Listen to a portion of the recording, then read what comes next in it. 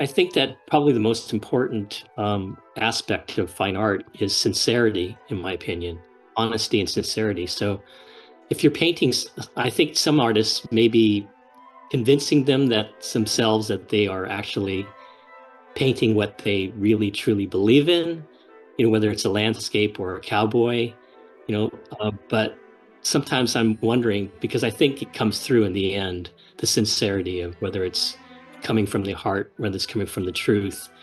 That I think that the audience, the viewer, looks at a painting and they're able to respond to it because of whether it's real or not real. Welcome to the BoldBrush Show, where we believe that fortune favors a bold brush. My name is Laura Arango-Bayer, and I'm your host. For those of you who are new to the podcast, we are a podcast that covers art marketing techniques and all sorts of business tips specifically to help artists learn to better sell their work. We interview artists at all stages of their careers, as well as others who are in careers tied to the art world in order to hear their advice and insights. On today's episode, we sat down with Warren Chang, a California-based fine artist best known for his paintings depicting the fieldworkers of Monterey County. Warren tells us about his background and his transition from illustration to fine art. We also discuss the importance of narrative painting and the use of photography as a reference. Warren emphasizes the importance of sincerity and moral purpose in art, influenced by the philosophy of Leo Tolstoy. He also tells us about the challenges of transitioning from illustration to fine art, including the need for supplemental income through teaching. Warren also shares some of his insights on marketing, exhibiting work, and building relationships with collectors who are drawn to an artist's body of work. Finally, Warren tells us all about his mentorship program focused on creating narrative paintings. Welcome, Warren, to the BoldBrush Show. How are you today? I'm doing great. Thanks for having me.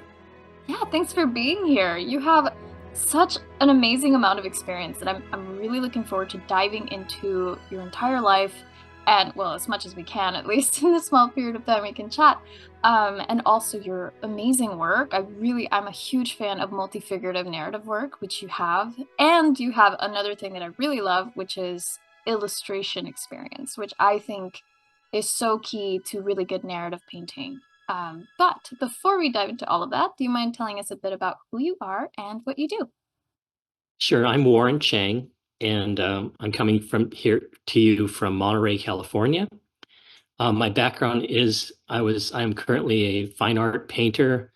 I'm known for mainly painting the subject of farm workers, specifically the farm workers of Monterey County, which is sort of a homage to the artists of the past, like Francois Millet and others in the 19th century.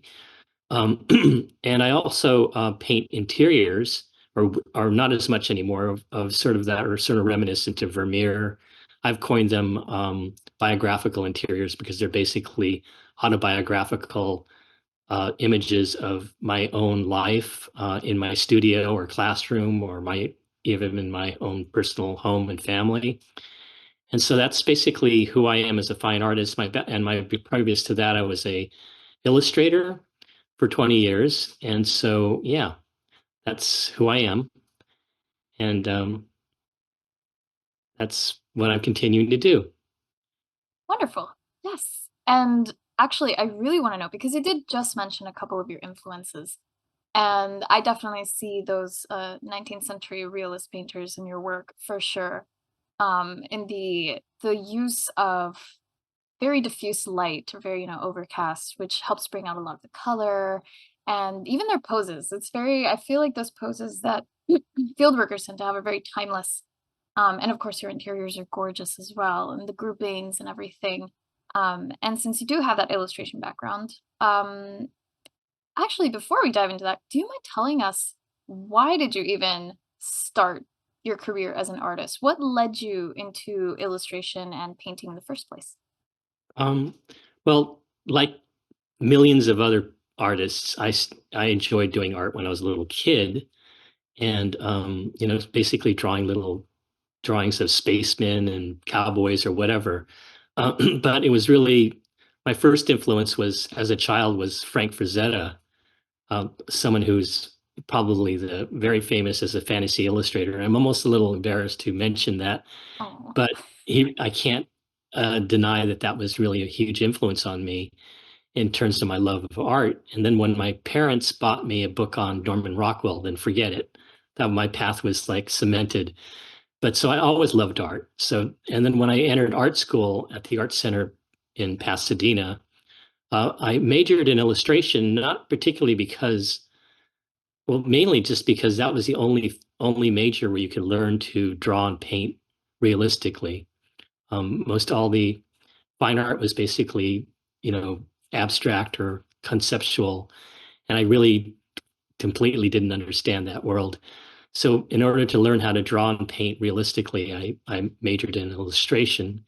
And then and I did work as an illustrator for 20 years. And then at some point, really later in the late 90s, when things started to become digital, in all the basically, I was working doing mainly paperback book covers, and the field was going digital. So I really made a decision that I did not want to go digital, and I decided to take the path of being a traditional fine artist. And I think one of the questions, well, I shouldn't reveal it, but what that led me was that transition from fine art, from illustration to fine art. And that was really, for me, it was really quite a huge transition. It wasn't an easy one. I know it's a very common story because I know a lot of illustrators, you know, moved into fine art. But for me, it was a very individual decision, and it wasn't easy at all to do.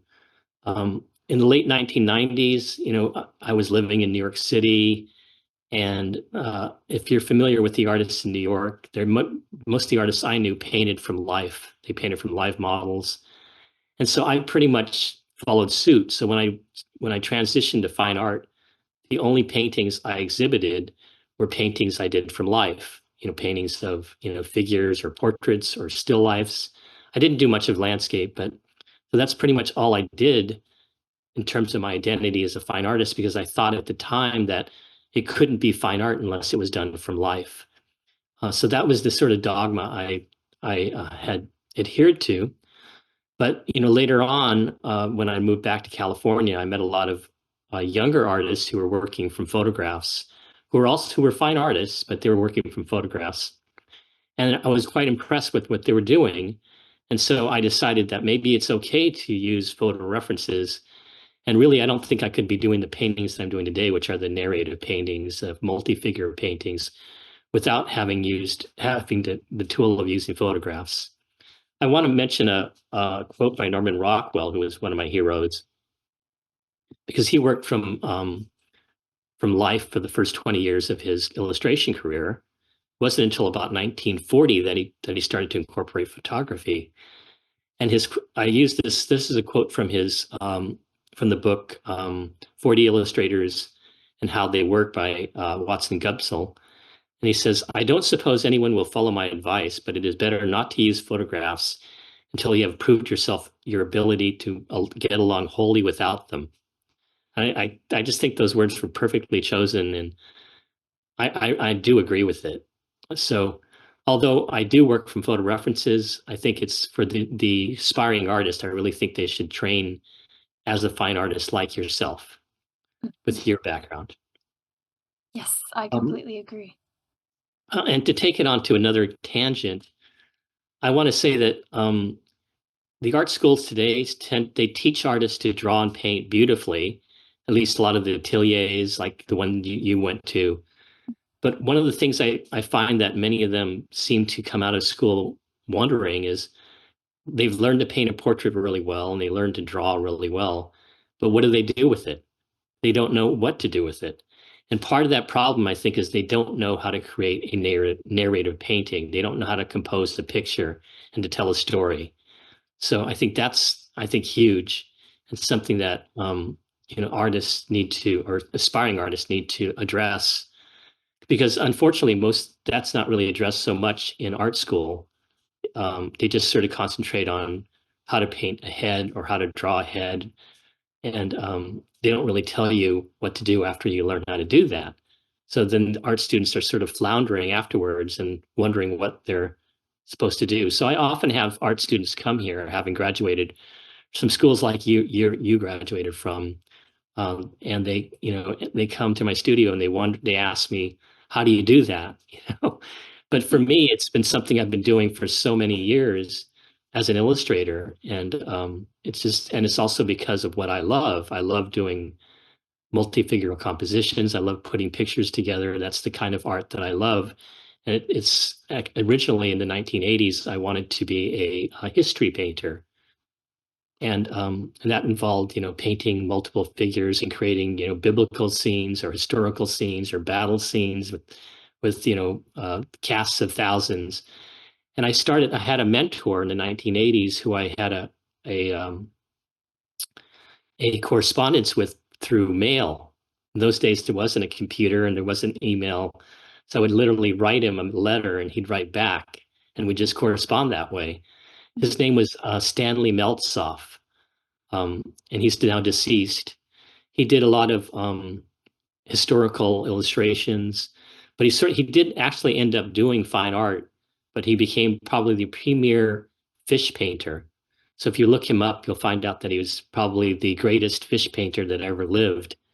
But that's something he just sort of fell into commercially because during his illustration years, he did these beautifully rendered, painted narrative pictures. And his advice to me was basically to study the old masters. And so basically, I went back to studying the old masters. And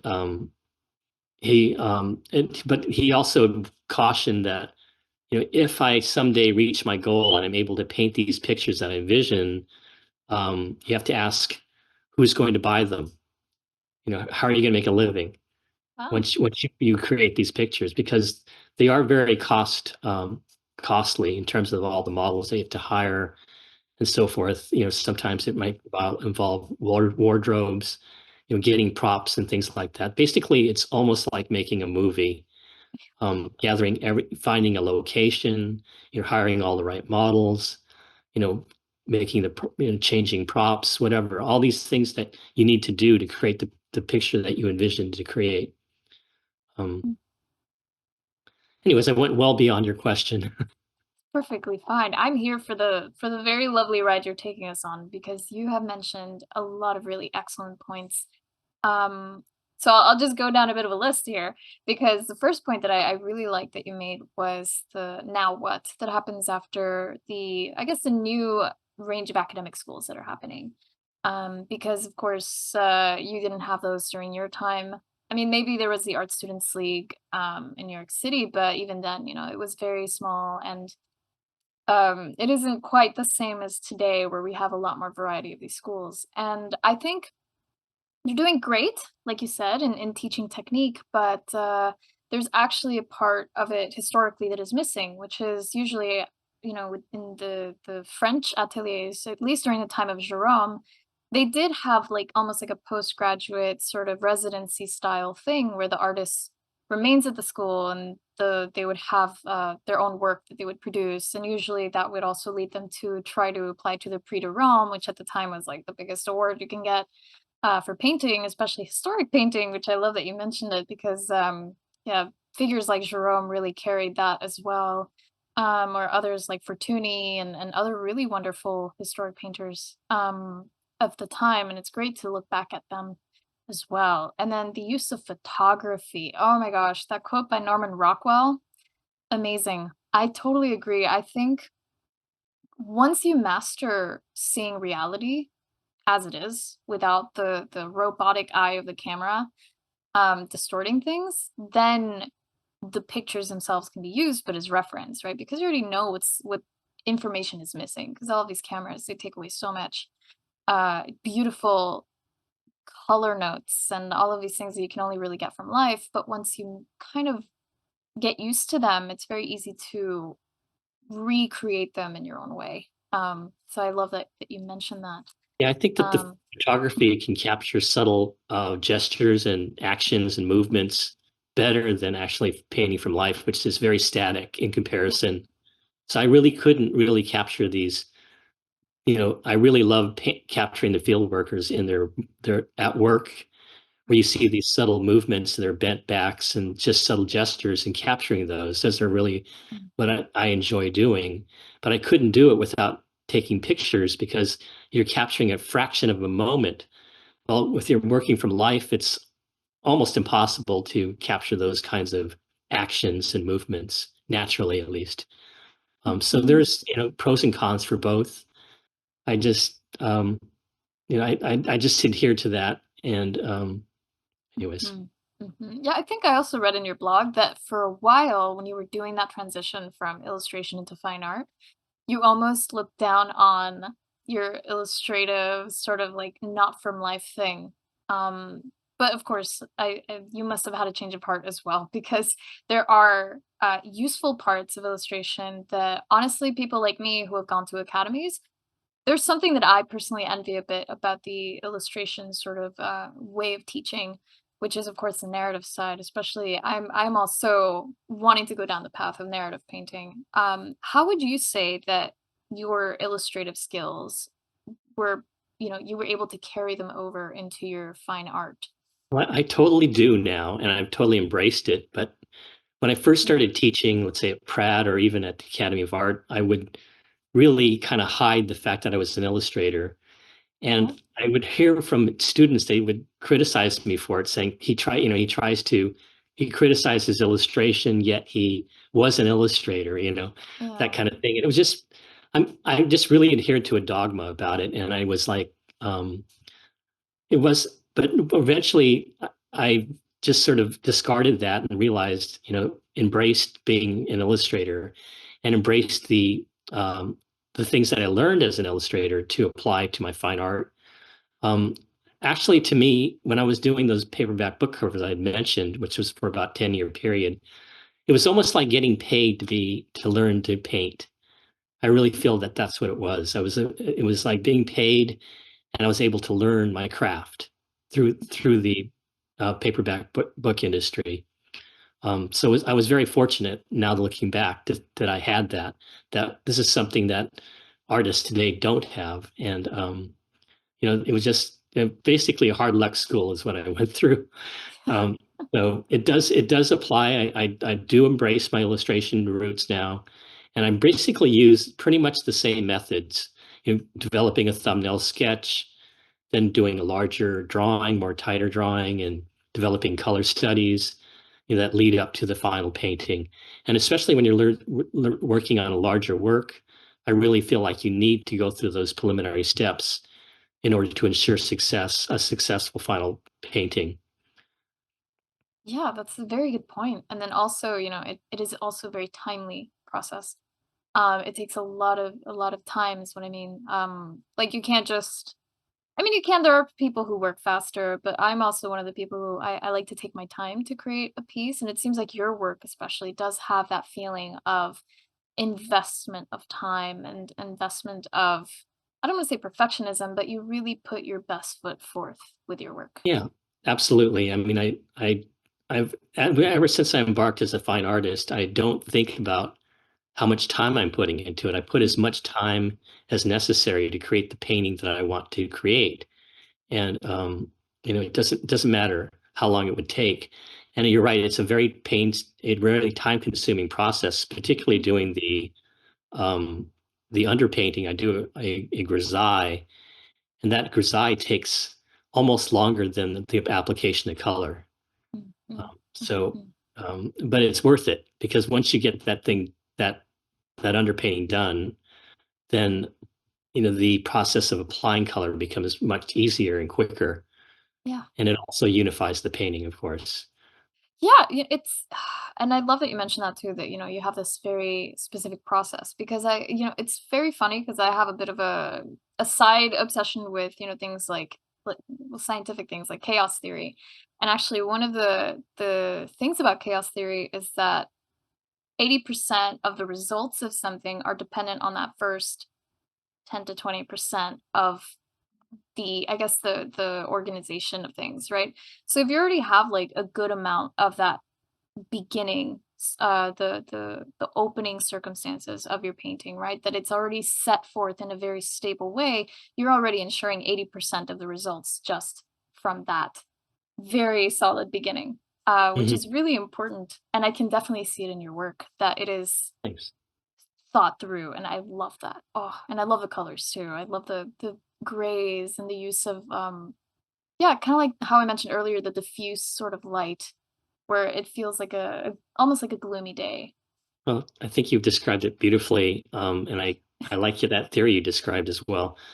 Um, I think that this probably is a good way segue into mentioning that quote we had mentioned earlier before the Mhm. podcast started. And I think there's a Chinese saying that says, "Paint, read 100 books, paint one picture." And really, what that's telling you is to really think and live life and really before you actually paint a picture. Um, and I think it also there's another suggestion in that statement that's saying quality over quantity. And I always tell students about Vermeer as a perfect example of an artist who painted. They're saying maybe 30 paintings in his lifetime. Yet we all know who he is. He's basically one of the greatest artists in art history, yet there's only 30 paintings attributed to him, which sort of proves that it's not all about quantity of painting, it's about the quality.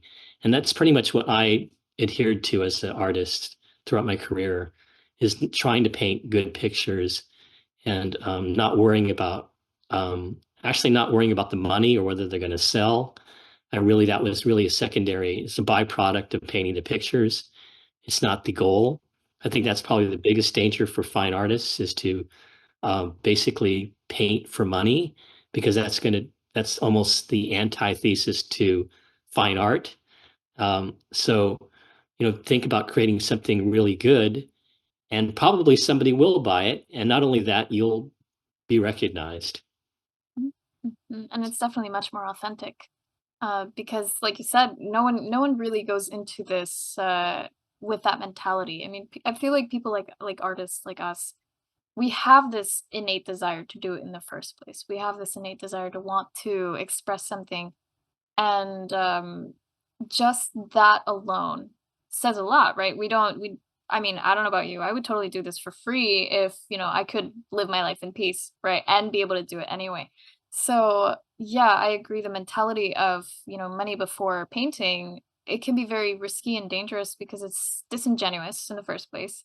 And then the market is not something you can rely on, right? So you may as well make your own market with your own work that will last much longer than the flimsy sort of like things that switch around in the market every 5 minutes.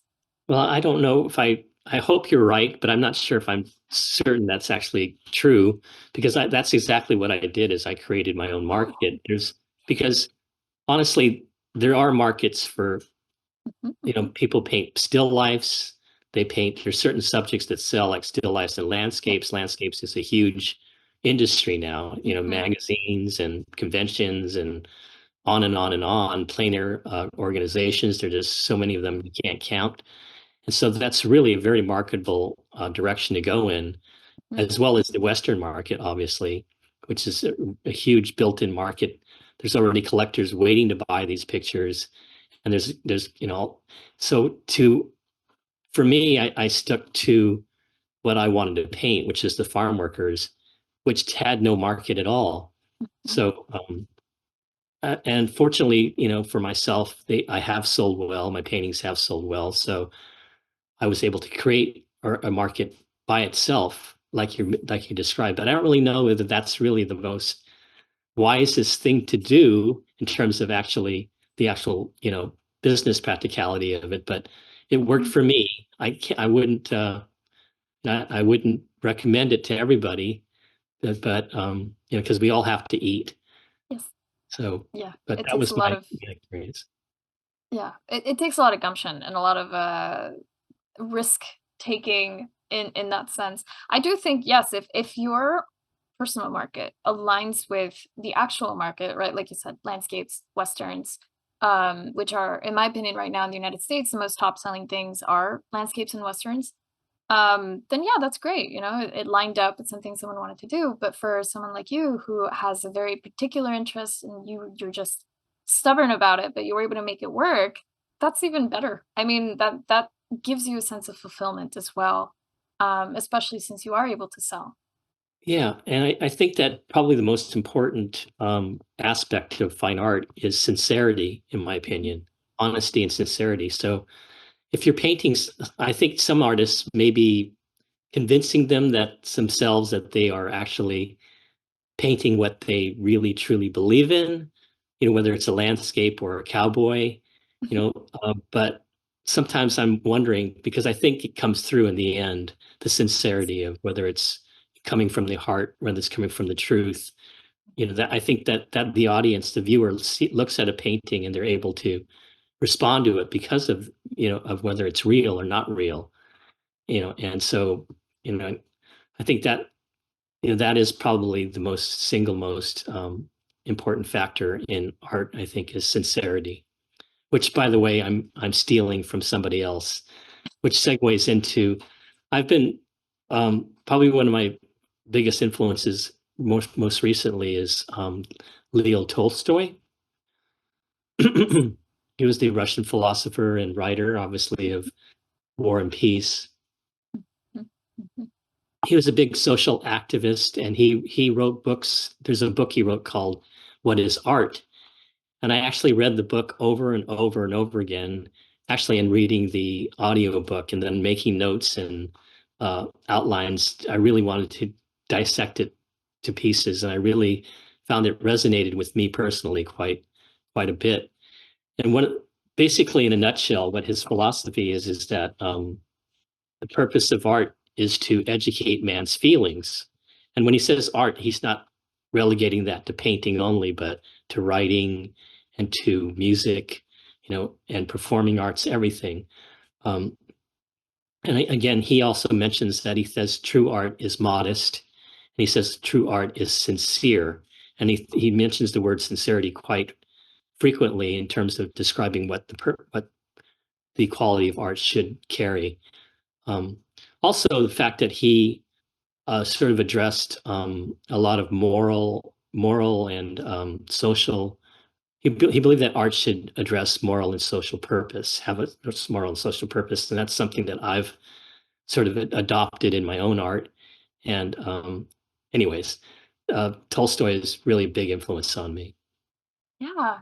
Yeah, no, and I love that part about how you just mentioned about wanting to include that morality in your work, right? Because in the end, what you create is almost inseparable from the self, right? Because I feel like, and from It's a my opinion reflection of too, who you are, what you create. exactly, exactly. Yeah. And I do see the act of creation as an extension of the self in a lot of ways, and an exploration as well of the self. So I do find that I do, that ethical side, the moral side is, in my opinion, quite important as well with the work. Which also, if it's sincere, the ethics pull through pretty well. But yeah, I really love that quote. I love Tolstoy, and I'm actually reading Dostoevsky right now. Oh, And wow. yeah, those Russian writers. There's just something about them that's it's very grim but very poetic. There's like a melancholic beauty in the way that they see life, which actually I can see that reflected in your work as well. There's a bit of melancholy in the colors. Yeah, absolutely. And you mentioned my color before, and it's well documented that I paint with a limited palette. Mhm. And this is basically in the tradition of the old masters. They painted with a limited palette, and they used brighter colors very sparingly, and that's what I do as well. And it creates just it. It's almost a comparison to black and white photography, where I feel like in black and white photography, it just seems to be more artistic, and I can't put my finger on why, but I think it carries over to painting. That sort of more muted, limited color, it just creates a tonality that is more, it seems to be deeper, a little more emotional.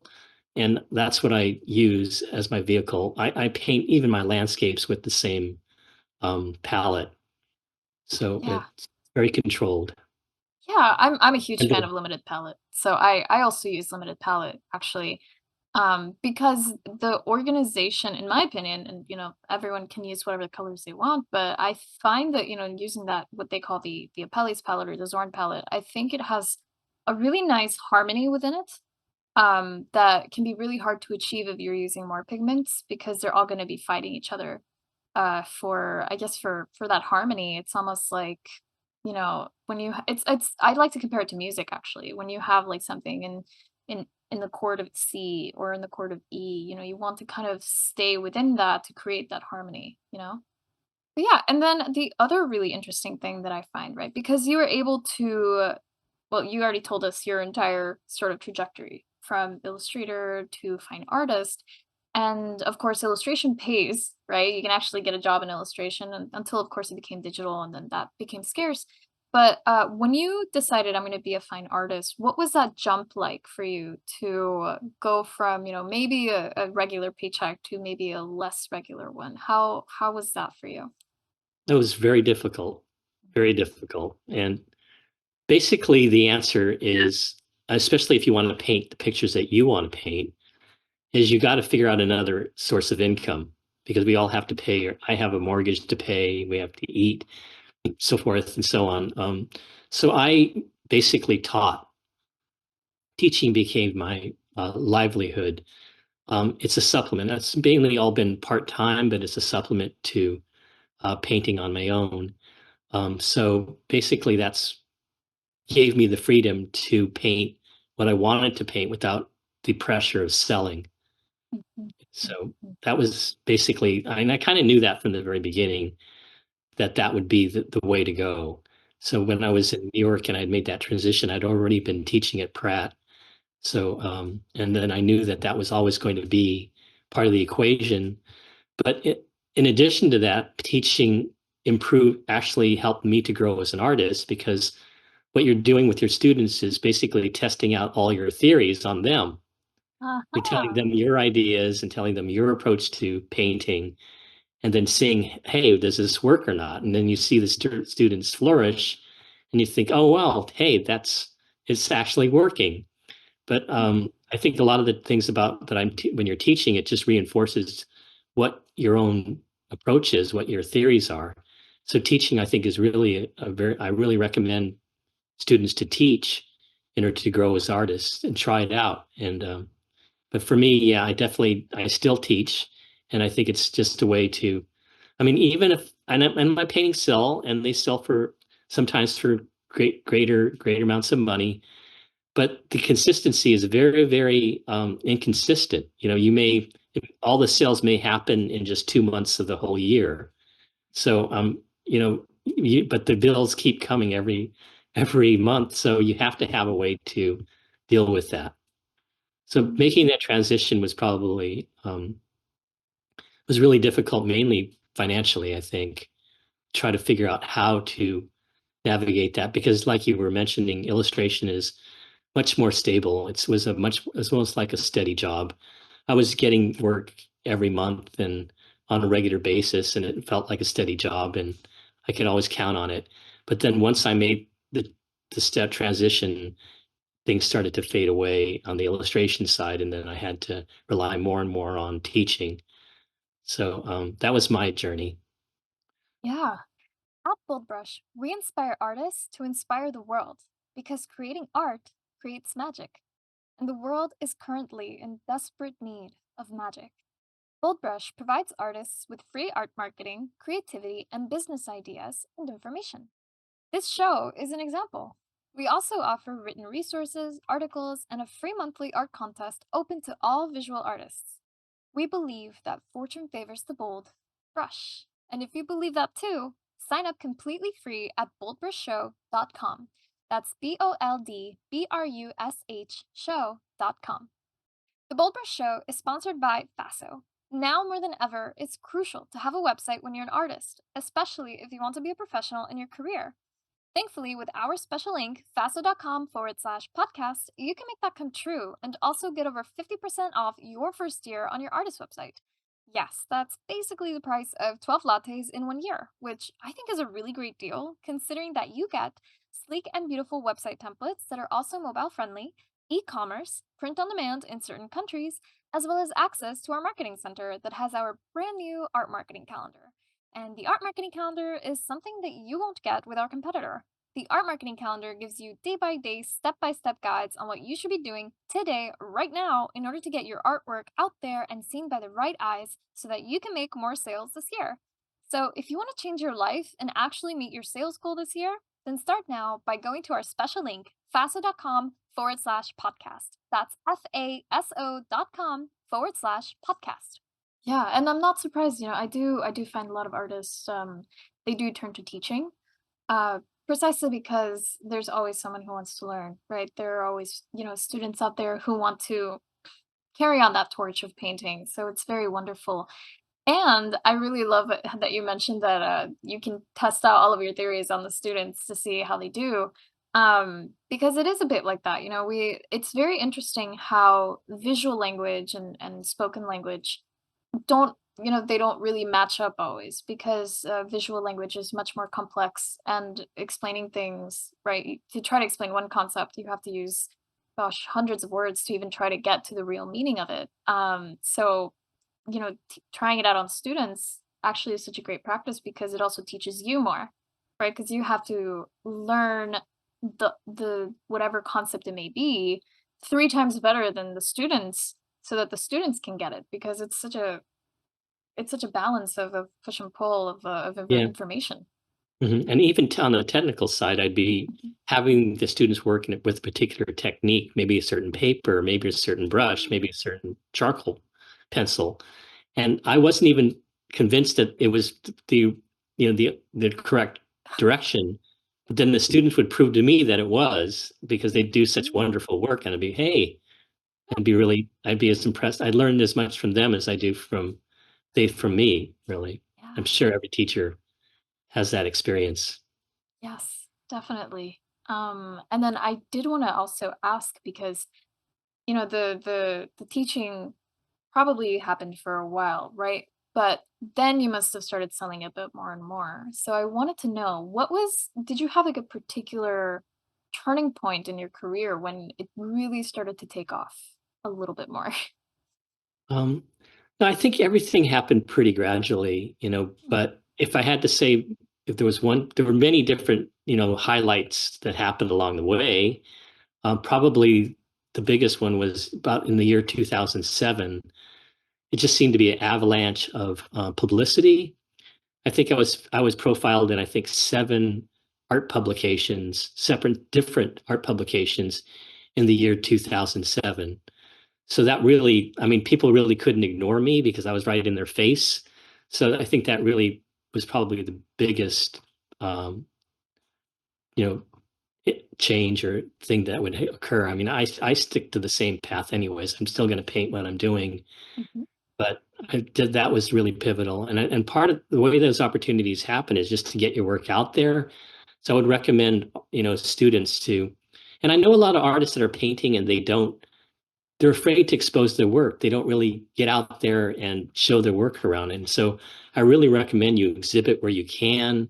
If there's exhibitions, enter them. If there's contests, enter them. I've entered contests, competitions. Just get your work out there. And one thing leads to another and exposes your work. And that's how it happened for me. It's just getting your work out there. And Mm. and I know people are afraid to enter contests and they are very arbitrary and very just a matter of luck in most cases, but it's the only way you're going to get your work out there. Yeah, So yeah, and that actually segues really, really nicely into my next question, which was, do you have any specific marketing tools that you like to use to get your work seen and sold? well, I'm pretty much established now, so I don't really feel like I really have to do anything, to be honest. But in terms of, I mean, I think having a website is probably the single most important thing to have because people find me. I don't know how they do, like yourself even, but people find me and I don't know how they find me, but and sometimes they're coming from, Paris or from Russia or from, Portugal. I mean, I don't know how this happens, but without that website, it wouldn't happen. So the website is where they discover you and they learn more about you and they see your work. I haven't sold work through the website very frequently, but it does actually happen as well. So websites you can sell work direct, and now I think a lot of art galleries are getting savvy to that, and they're starting to rely more and more, especially since the pandemic, more and more on online sales. So it's just part of keeping up with the times and how things of technology has sort of taken over. Yeah. But social media, I guess that's something else. I do participate in Facebook frequently, but not so much Instagram. I don't really know whether you really get any real opportunities through social media. I'm sure you do, but I'm doubtful in some ways because it's a little bit of an illusion. I think you think that people are, you know, watching or looking, but I guess there's probably just a small percentage of people that are actually participating. And yeah, I don't put as much weight on social media as I do having a website. Yeah, yeah. And actually, you make a really great point because social media is useful, but you need a website, right? Like, I find that social media is actually more of like a lead magnet to pull people onto your website to get them to sign up for your newsletter or read your blog and get to know you more because those are the people who would actually buy your work, which the people who have somehow found you on the internet, they couldn't have found you without your website, right? So I think that's an excellent point. That website is really, really important. It's almost like that missing key that a lot of artists who want to sell their work through social media, what they're missing is specifically that website. Yeah. Yeah. And having said that, this is just a reality of how things are, but I mean, nothing can replace looking at an original painting, right? I mean, I can't believe that people are judging works and judging contests by looking at digital images Yeah. because it's really not the same experience at all.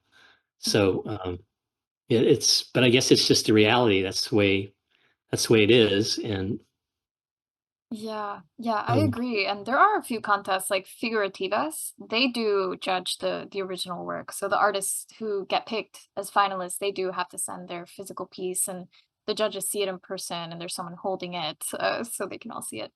But I agree. Yeah, in the digital age, it's been interesting because I find that more recently there's been more of an emphasis on handcraft and more emphasis on that return of like the handmade and the seeing things in person. So I'm very happy about that because people like you and other artists can, shine again, right? After being in the time of like where we were completely digital and now we're slowly coming back into that yeah, handcraft. like I'm not fearful of AI. Everybody's freaking out over AI, but an original painting can never be replaced. And I don't think it will ever die, at least not in Yeah, my lifetime. So, which is definitely not. maybe not that many years. But Oh. yeah, I just think that original paintings, they can't be replaced. They're just, and I think there's always going to be an interest for original art. I agree. So, Yeah, I so I mean, agree. in digital work, I mean, AI work, it's doesn't really exist, right? It's just a digital pixels or whatever. Yeah. So I don't have any fear of that medium, as Mhm. it seems to be causing a lot of stir. Um, Certainly for Yeah. illustration and anything commercial Mhm. publications, I think that's something to be reckoned with. But I don't think for fine art, original paintings, it's a threat.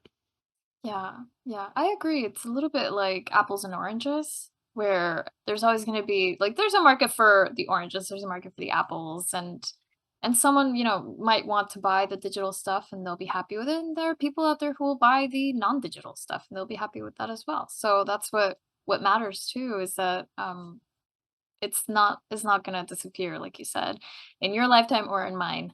Uh, or hopefully future lifetimes because we are still carrying a torch from essentially the time of the cavemen who painted on walls. So I don't think it's ever going to die.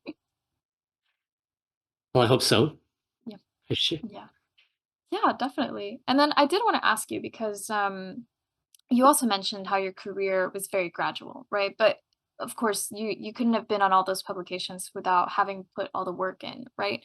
Like there are a lot of people out there who have this idea of success as being like an overnight thing. But I do think it is like you say, and like how a lot of other artists that I've interviewed have said, where they have put in the time and the effort and they were just ready with basically, I believe luck is just being at the right place at the right time with the right preparedness, which you had all of that at that point because of all of those years of working. And I wanted to ask you, Was it also through those publications that you were able to get collectors? And do you find that you do have repeat collectors? Um, I don't know whether the magazines contributed to getting collectors. I don't. I wish I could have a. I could give you some magical advice about that, but I really don't know how it happens exactly. Mm. Um, I do have repeat collectors. There's patrons who own many, many paintings, and they have become good friends, and basically, they have maybe a dozen of my pictures. So it just, I don't know how it happens, Laura. I wish I could explain it, but I don't have an answer to that. It just, some of it's chance. Sometimes people are just, one-time buyers. They buy once and then that's it. And then occasionally there's someone who collects, and those are far and few between, but they're like more than, they're worth their weight in gold to find a patron who is a repeat buyer who collects your work. Um, and I always thought that that was what was important. I always thought if I collected art, which I do on a modest degree, I thought that I collected art not because it's a pretty picture, not because it's a particular painting that I really love. That's not why I collect art. It's because I love that particular artist. So and I want a piece of them. So, for instance, even we mentioned Norman Rockwell. I have his first edition autobiography signed by him, and I feel like I have a little piece of him. I mentioned Frank Frazetta. I have a book of his that's signed by him, and so I feel like I have a little piece of them. So that's kind of been my motivation. So I always loved an illustrator named Dean Cornwell. I don't know if you're familiar with him, but he did a lot of narrative works and is probably among the top five golden age illustrators. But I used to collect all his newspaper clippings or magazine clippings in a album when I was in the 1980s, when I was in my 20s. And so I really, he was a big hero of mine. So I was amazed when I was actually able to acquire one of his paintings for a very reasonable price. And so I was able to have one of his paintings. So basically, what I'm saying is I personally collect artist work because I love the artist. It's not because I love that painting. It's two totally different things. So I could see a painting and say, I love it, but I don't really want it. I don't have to own it. I don't, I mean, I'm not going to buy it because I love that painting. I'm going to buy it because I love that artist and I want to get a piece of that artist. And I was thinking maybe that would be the same thing for myself, that I wanted people to buy my work because they loved the artist in terms of not me personally, but my body of work. And so they want a little piece of it. So I think that's part of the equation, that maybe artists don't think about. So try to be somebody, try to be somebody that people are interested in. And then maybe those collectors will collect you because of who you are. I think that's a big factor. Um, Sometimes Yeah. it's just dumb luck. I mean, that's a lot of times it's really just a matter of chance. Yes. So, Wow, that is an excellent point. Very excellent point because I recently did have a friend who is a collector and I asked him why specifically this painting and he said, "Oh, I just want a piece of the person. Like I for me it's a moment in their life and it's a piece of them and I want to remember them with it." So it makes perfect sense with what you just said. That what motivates some collectors may just be loving that person or seeing something in the artist that they want to keep for themselves. And it could be any painting of theirs, right? So that's a very good point to make. Yeah. well, I think you mentioning about wanting a piece of them is a lot. I know a lot. I've sold a lot of paintings, which would be technically, I shouldn't I sold, but have sold self portraits, Mhm. and you wouldn't think self portraits would sell, but I think that they do because they are an example of that artist's work. They're a good example of that artist's work, and if it's a little bit more, and I think in that case, the self portrait, they are buying the artist in that case. Yeah. So I, I think I read that Rembrandt, a lot of collectors had bought Rembrandt's self portraits because they wanted an example of his masterpiece painting, obviously. But Mhm. that's Yeah, something to consider. it is. It's a great thing to consider, and that actually ties in a bit into what we were talking about earlier with our work being sincere, right? Like that moral, ethical sort of reflection of the self in the work, right? If you're a whole person, and actually that ties back into the Chinese proverb you mentioned, if you're a whole person with this life experience and this way of existing that is honest and direct and I don't want to say good, but because there's I don't really believe in that, but in a way that is led by your values, like as a real human, that shows in the work. And when others meet you, they'll want that work not just because it's beautiful, but because you're quote unquote beautiful as well. If that makes Yeah. sense. Yeah. I mean, honestly, I can't say I would know what motivates another person to, be passionate about buying a piece of art. It's sometimes it's something different, entirely different than, like with my paintings, I think a lot of times the reactions have been surprising to me. I didn't know they're maybe seeing something more even political or something that r- you know that suggests some kind of moral or social aspect, which am addressing, but maybe not quite in the same way that they're seeing it. And what they're how they're seeing it is totally valid. So it's always a surprise to see how people are responding to it. Which brings up to one last subject, I think, is subject matter in painting. I think that's pretty important.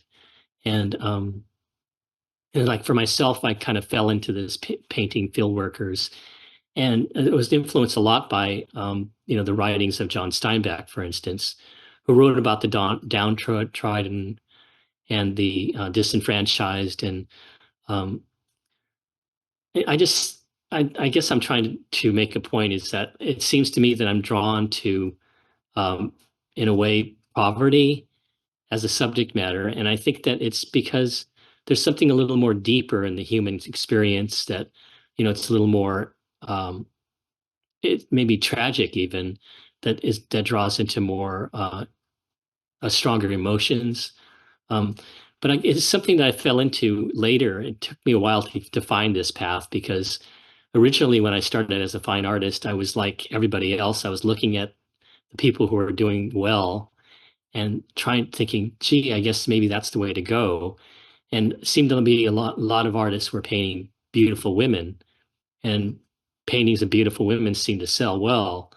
And so in the beginning, I was trying to paint beautiful women, painting my wife and as my muse. And if you look at my early work in the early 2000s, you'll see that was a common subject matter of mine.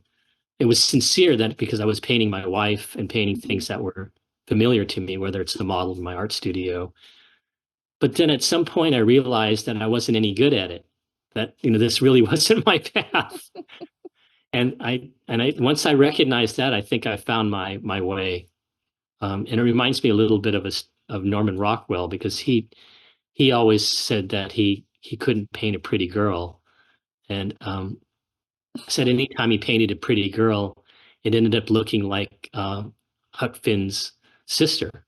So, so I kind of relate to that. It was just nice to finally just come to that realization that I wasn't going to be the pretty girl painter, that really wasn't my calling. And because it seemed like a lot of the more realistic art galleries, they were really drawn to that subject matter. And Yeah.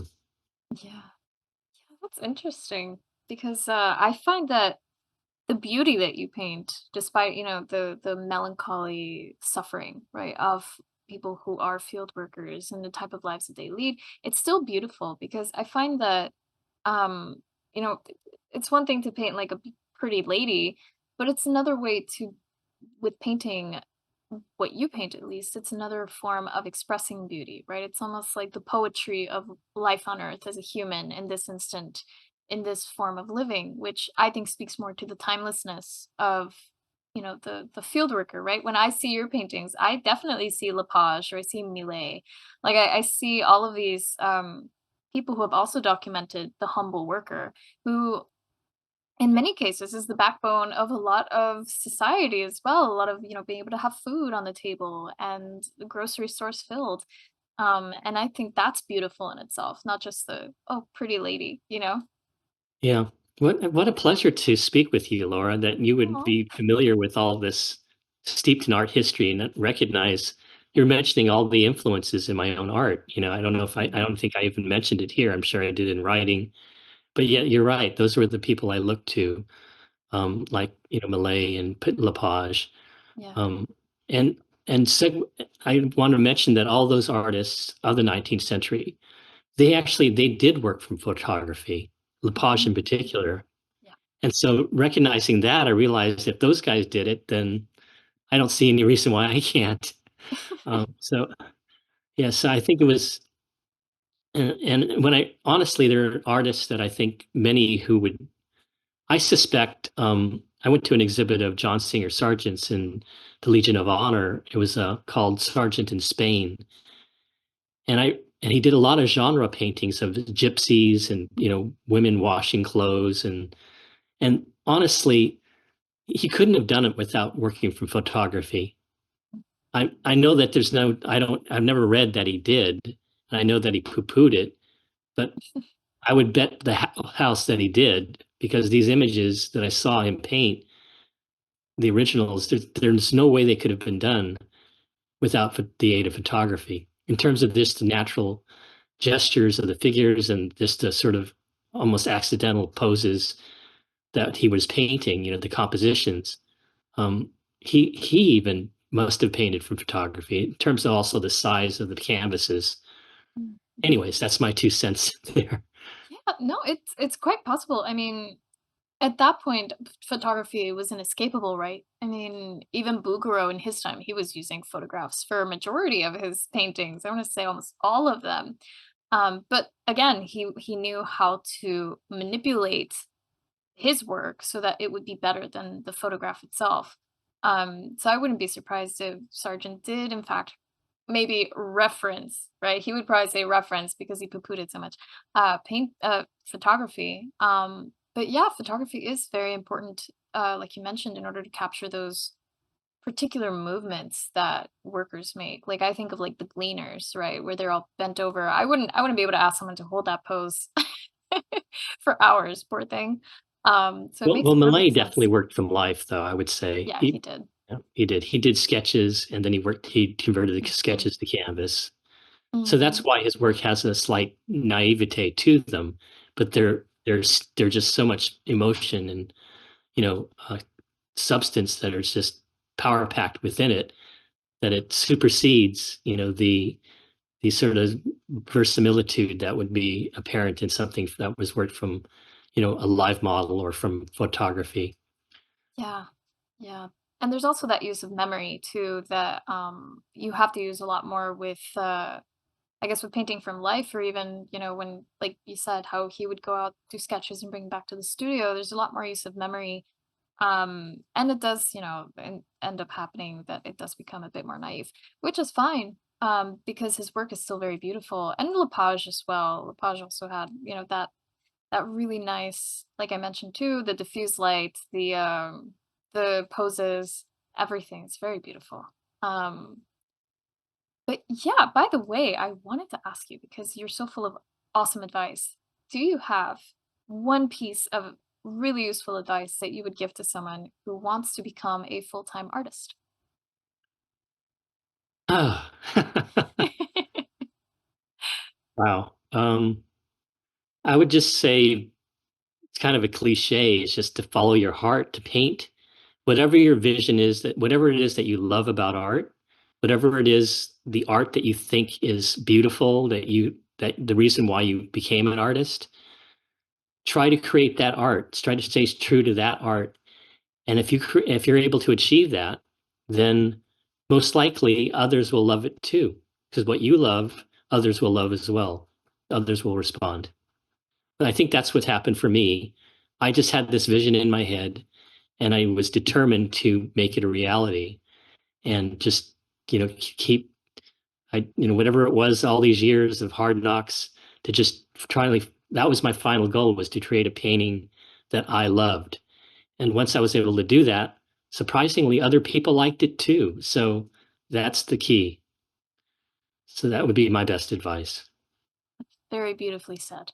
I completely agree. And again, ties back into the sincerity we were talking about, and then Tolstoy mentioned, about true art being sincere, which I think that quote's gonna stick with me as well. And your advice also. I think it's so important to be true, for sure, for sure.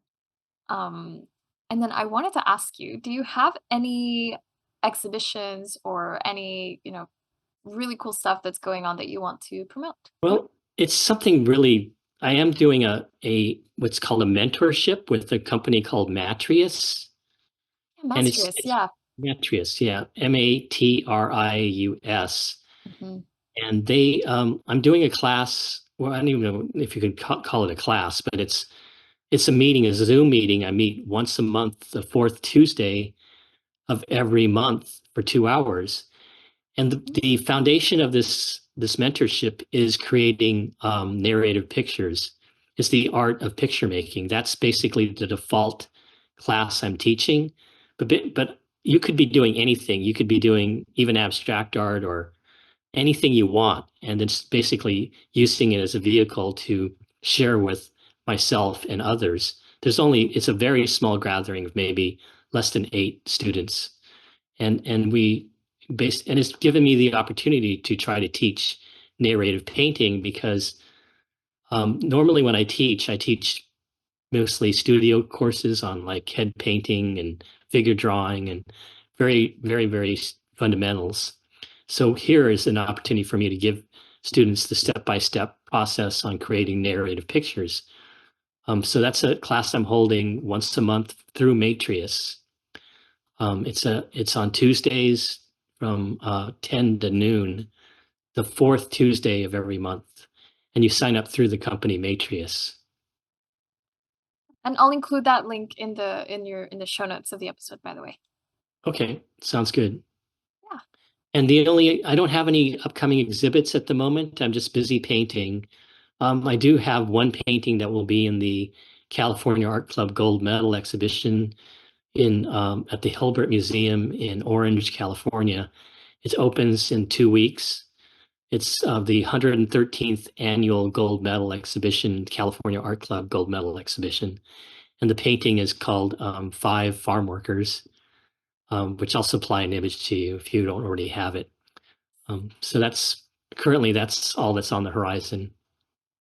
That's so exciting. Yeah, and I mean, I think anyone could learn so, so much from you. You have such an amazing amount of information that you have learned from, your experience and your life and from experimenting. And of course, it's very visible through your work. So I think anyone would be very happy to learn from you. Thank you. You're Thank you. welcome. Yeah, and then where can people see more of your work? Um, well, my website, obviously, and then I'm represented by, if you want to see my work in the flesh, beside it, I'm represented by the Winfield Gallery in Carmel and Hawk Fine Arts in Pacific Grove, as well as the American Legacy Gallery in Pasadena, California. Awesome. Yeah, and then of course your Facebook, but we can include all of those links as well in the show notes. Sure. Sounds Yeah, good. awesome. Well, thank you so so much, Warren, for being a guest on the show. Oh, you're welcome. It's been a pleasure. You've been just a delight. I Oh, really enjoyed. I mean, it's very rare for me to talk to someone as knowledgeable as you and so receptive and such a kindred spirit. It's just a really rare occasion. So it's been a real pleasure for me to converse with you. yeah, thank you Totally. so much. Yeah, thank you.